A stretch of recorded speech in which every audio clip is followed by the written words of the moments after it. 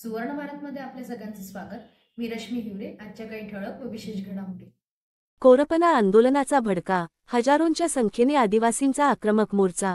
आदिवासी हक्कांसाठी आज कोरपना तहसीलवर हजारोंच्या संख्येने आदिवासी बांधवांनी जोरदार मोर्चा काढत शासनाविरोधात तीव्र आंदोलन छेडलं।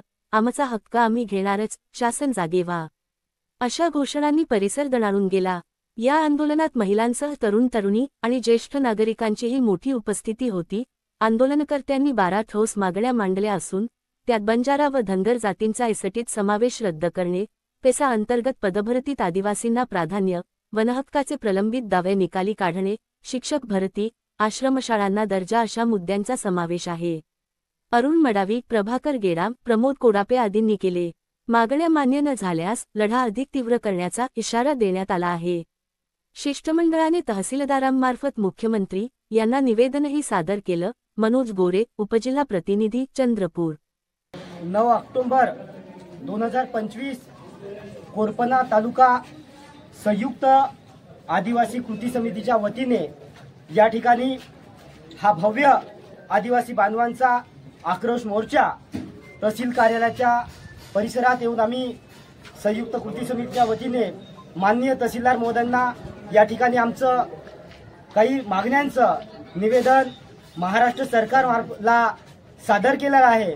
आणि माननीय तहसीलदार महोदयांच्या या निवेदनाच्या माध्यमातून आम्ही काही बऱ्याच मागण्या या कृती समितीच्या संबंधित आरक्षण विरोधी त्यानंतर काही इतर मागण्या आदिवासी समाजाच्या या सरकारपर्यंत पोहोचवण्याचं काम या आजच्या या भव्य आक्रोश मोर्चाच्या माध्यमातून व निवेदनाच्या माध्यमातून आम्ही दिलेलं आहे।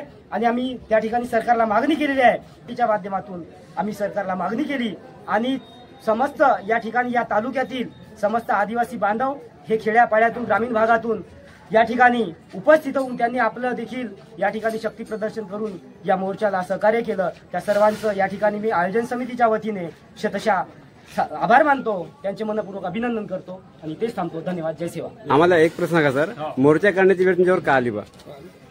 आमच्यामध्ये ज्या काही घुसखोरी होत आहे, आदिवासींच्या आरक्षणासंदर्भामध्ये जे काही घुसखोरी करण्याचा प्रयत्न करत आहे आणि आमच्यामध्ये येऊन आमच्या मग त्या आरक्षणाच्या पद असेल, आमच्या शेतजमिनी असेल, आमच्या हक्काच्या नोकऱ्या असेल, ह्या कुठेतरी अतिक्रमण होण्याचा प्रयत्न होत आहे। तर हा अतिक्रमण होण्याचा प्रयत्न हाणून पाडण्यासाठी हा सर्व आमचा खटाटोप आदिवासी बांधवांच्या वतीने सुरू आहे।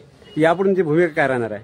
यापुढे भूमिका आमची अशी राहणार आहे का आम्ही हे सरकारला मागणी पोहोचवली आहे आणि यातून सरकारने हे जे अतिक्रमण आरक्षणाच्या विरोधामध्ये होत आहे तर हे अतिक्रमण थांबलं पाहिजे आणि जर होत नसेल तर भविष्यात यापेक्षाही तीव्र आंदोलन या महाराष्ट्रामध्ये करण्यासाठी आदिवासी समाज सक्षम आहे।